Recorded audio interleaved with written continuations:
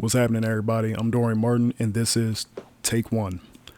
So let's go ahead and just jump into the topic of discussion, which is going to be. So let's go ahead and jump into the topic of discussion, which is going to be movies. And I want to start off talking about my favorite film, one of my favorite films, which is Dazed and Confused, which was Matthew McConaughey's breakout role. It's an early 90s film. It came out in 93, which is before I was even born. But the film is so nostalgic just because of the way that the high schoolers are living their lives in small town America and the different groups and just how they all like kind of like relate and talk to each other and treat each other and that kind of thing. So like you can see the growth from freshmen and the sophomores and the juniors to the seniors. And the movie starts out, it's got these juniors that are, you're at that point in time when you're in high school where you kind of you don't have to stay in class because you've got most of your credits done and you can walk around and that kind of thing. And they're about to transition from juniors into seniors. And they got their little senior traditions where they run around with the paddles and that kind of thing. And they're waiting to get the incoming freshmen. So it's the transition from middle school into high school and then the juniors into the seniors. And just like the traditions and that kind of thing that all the guys like want to like uphold and like how unique all of the characters are is just very interesting to me. Like anyone who watches this movie and likes it, I can guarantee it's because they have to be relating to a certain group of people in the film. Like me, for some reason, I trace all the way back to the freshmen. I can just kind of relate to the, what do we want to call that? Kind of hazing, not really. And just dealing with that. And it's very fun and it's nostalgic. Like the freshmen, they're waiting for the bell to ring. They want to hurry up and get home because now these juniors that are about to be seniors, they're heading over to the middle school and it's this small town and no one's kind of stopping what these seniors are doing. And the guy gets on there with an intercom and he's letting them know, hey, we're out here waiting for you. So you can run, but you can't hide. Don't make it hard for us or make it hard for us. We'll chase you. But it's a very fun movie. Like if you haven't seen it, Ben Affleck's in it. He does a very good job playing a dumb jock. So, and those are like my favorite roles with him is when he's got some kind of comedy in there. He's a very good writer, director, and producer. He's one of my favorite people in the industry. I know a lot of people, for some reason, I feel like whenever I hear about Ben Affleck, it's always someone saying that they don't like him. I don't know why. I mean, he just seems like such a likable person. He just does such a great job of everything on screen, and behind the screen, or behind the camera or whatever. But, what was I saying? Okay, yeah, Dazed and Confused. It came out in 1993. Matthew McConaughey, he plays in it, and he's like this guy that's graduated years ago, but he can't really let go of like his high school glory days, and he's still holding on to all of that. And it's a very good movie. It's very interesting. It's the characters and how unique that they are to the storyline. It's very realistic. My favorite it would be Sasha Jensen's Don Dawson. It's just that super energetic, weird, kind of don't know what's all going on with the dude. I mean, like, it's just, there's a handful of guys that I can remember that I went to school with that were exactly like this character. And that is my favorite character in the entire film. But I relate to the freshman. So it's only got a 3.9 on Letterboxd. Letterboxd is a social media platform for people who want to get on and like rate movies and that kind of thing. But it's a very good movie. I highly recommend anybody just, get on there and definitely check it out. Like that. And my next favorite film is going to be Titanic just because of the color.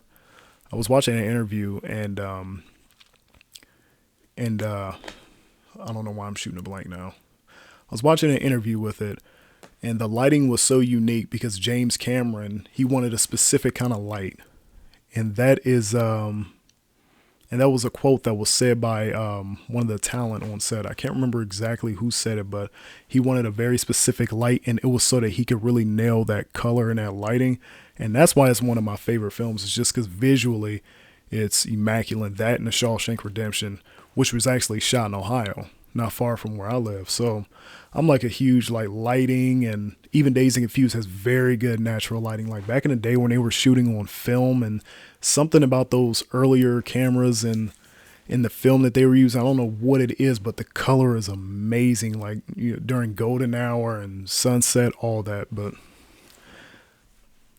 that's my little spiel on my top 3 favorite movies. So we got Dazed and Confused, The Shawshank Redemption, and Titanic. All 3 perfect with color. Now, next part of this I'm going to get into is Sundance. Sundance actually just wrapped up this past weekend. We're filming this on Monday, February 2nd. I think it ended on the 1st or something like that. I think Sunday was the last day or whatever. But I make films. I make independent films. And the thing that's so frustrating about being an independent filmmaker is when these festivals, they say things like, oh yeah, we're making, we like to support the underrepresented. What is the underrepresented to y'all? What is the underrepresented to y'all? Because I'm looking at Sundance and these entries and I'm like, I know who all of these actors are. I know some of these directors, you know, or these are all big named people. And you'll go to like submit your film, like anybody who's made an independent film will know exactly what I mean. They want you to have name talent. And I understand that you got to uphold a certain kind of quality, and I get that completely. Like, I'm all on board. Like, you can't just have all the way iPhone movie produced and now you're trying to submit it to Sundance unless you can do some pretty good stuff with what it is that you're filming on. You know, those of you who film on your phones, I'm not taking anything from you, but I understand what they mean by the quality standard. Like, yeah, we have standards, like it has to meet a certain quality to make it in. Okay, great. But name talent shouldn't be one of those standards, because how are you supporting the underrepresented artists in what do you consider indie films if you have to have name talent? For those of you who don't know what name talent is a famous person. Somebody who's considered a part of Hollywood. I'll give you an example of this. There's a movie in Sundance. It's called Union County. It was shot down the road from where I live in Delaware, Ohio. And Union County is the next county over. I mean, you can actually take 37 and go right down the road, and you'll be there in the exact place where they shot it in like 30 minutes. It's not far from here at all.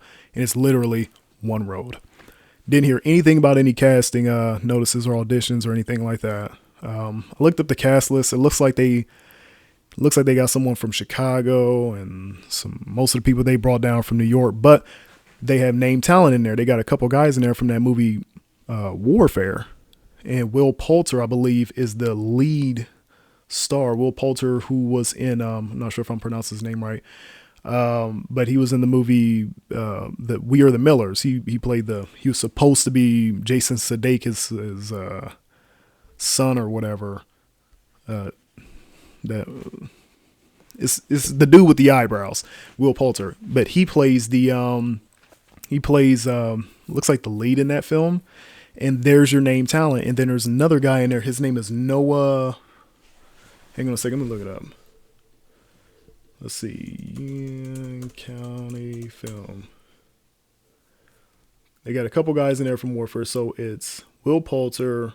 The director himself is from Ohio, Adam Meeks. I read that somewhere. And Noah Centineo. Yeah, Noah Centineo. So those are your 2 name talents that are in that film. You know, shot in Ohio. I guess it's a smaller budget, what they will consider a smaller budget. I couldn't find any information on the budget, but my point is that, you know, you got movies like that, and then there was another movie with Seth Rogen and Olivia Wilde. And this is what the standard is. So who's the underrepresented? Like, I don't understand who's underrepresented there. That, to me, I see people who are affiliated with producers or some sort of organization with Sundance or major production companies or conglomerates of those major production companies. That's not underrepresented, you know, and there's a huge like scale for micro budget, low budget, no budget films. So no budget is like $0 to $30,000. And then micro budget is like $100,000 to like 1.5 or $2 million.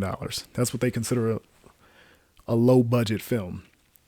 So it's just, to me, a film festival. When I think of a film festival, it's supposed to be something where independent filmmakers, like, I would say myself or others out there who don't have necessarily the name talent, but they are able to pull together an actual production and pull it off and tell an original story. I feel like it's supposed to definitely be an environment where that those underrepresented individuals have, room to grow, get, exposure and that kind of thing, because that's kind of that's what underrepresented is. It's not,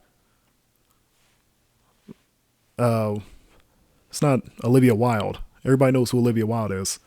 So not taking anything from the films or anything like that. I'm sure they're good movies. I actually really want to see the movie Union County because it was shot not far from here. And, I just think that there should be more opportunities for people who actually do make independent films, and they pull these productions off because, it's kind of unfair, but whatever. I digress. And I'm going to try not to say that too much.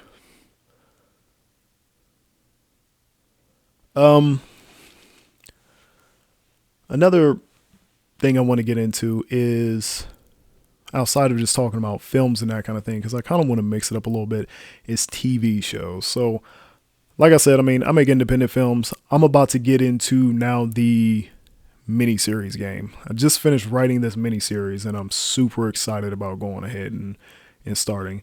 And it's a period piece. And again, it's gonna be a smaller budget just because that's where I'm shooting at. That's where I'm filming at right now. Early on in my career, this would be the 8th project that I've done. It's going to be a mini series, and it's going to be based in the 1600s. I'm very excited about it because this is going to be my first time actually having fun with what it is that I do filming. So it's going to be basically, I can't give away too much of it. It's going to be based in England, and I'm going to try to bring to light more of a realistic view of what life was like.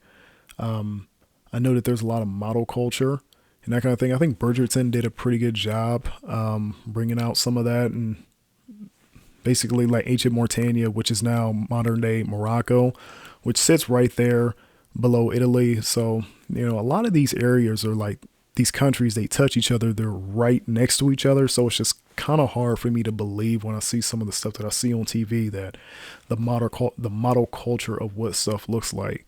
So I'm going to kind of breathe a little bit more life of a little bit more of a realistic view of what it looked like. And the story is basically going to follow the Nan band trade. So I'm going to film a lot of it here in Ohio.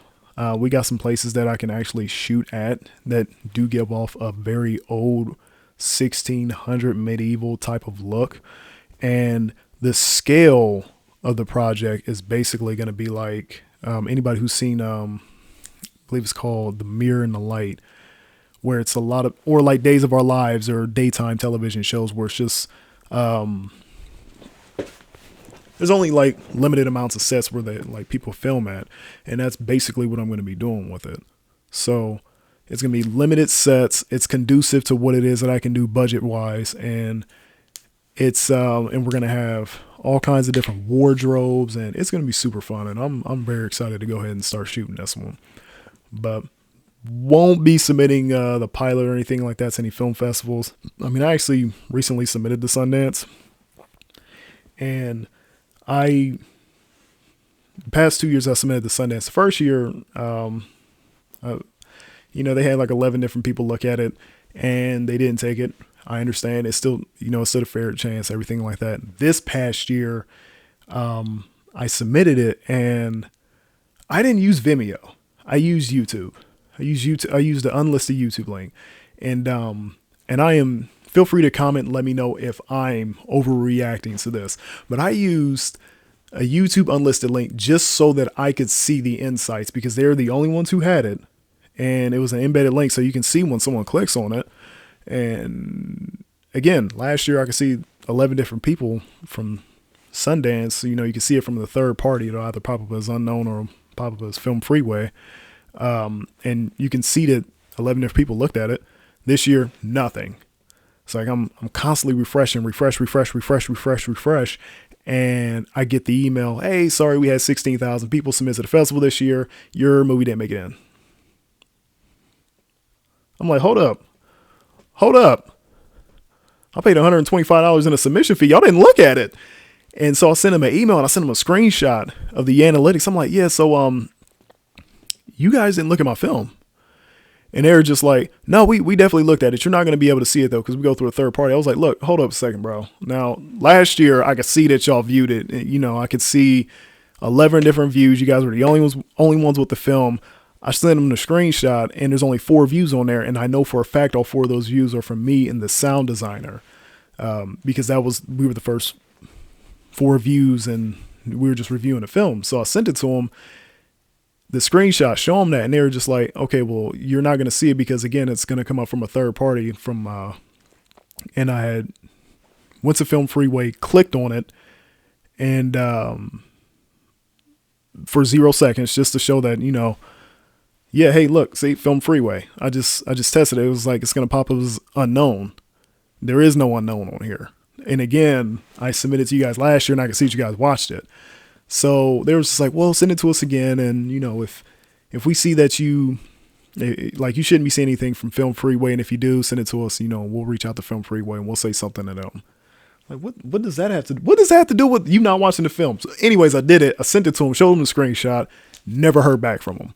That was the last time I heard back from him. It was like a back and forth, kind of all over the place right now with how I'm describing the emails, but it was back and forth. Basically, I showed them, hey, here's my insights for the embedded link that you guys didn't look at. And they immediately jumped the gun and said, hey, yeah, that's why you can't trust Vimeo's insight. I'm like, hold on, time out. First of all, I didn't use Vimeo. So why are you telling me about Vimeo? Did you even read the email? Did you even look at the screenshots that I sent you? No, they did not. Just like they didn't look at the film that I sent them that I paid $125 for. It was actually $135 with like taxes and fees. So I ended up messaging like Film Freeway. I forwarded them the emails, and they were just like, yeah, we'll say something to them and we'll see if they can reach back out to you. But there's really nothing that we can do. And they both just kept saying, you know, Sundance is as prominent this, prominent that. I'm like, that is such bull. You know what? That just don't even, you think just because you have this big name and I'm like a smaller filmmaker, you can just take my money and just leave. And it's not okay. So that's basically where I'm at now with film festivals. I will probably never submit to another film festival again because of this entire interaction. You know, I'll just trust in getting my film out there and talking to people, and maybe if there's a film festival out there that I feel like, you know, is I can trust, but definitely never submitting to Sundance again, because it's very clear that they just took my money and walked. I was like, I'm checking my bank. I'm like, yeah, I can see right here, $135 charge. I definitely paid the submission fee and got the confirmation. You guys are sending me the email saying that you watched it, and sorry, we got 16,000 films and we could only take 100 and it was like 130, 150, something like that films. And I'm like, but y'all didn't look at it. And they were just swearing up and down that you're not going to know that we looked at it because we watch it through a third party. I'm like, it's an embedded link. It's going to come up as unknown. Again, if I'm wrong, definitely, drop a comment. Let me know. Tell me if I'm wrong about this. But I did see last year that they watched it. I did see that. It was 11 views, and it was all unknown and Film Freeway. And it was for my movie House on Taboo Lane, which right now is on Folsom. And it's not doing too bad. Folsom is a newer streaming channel.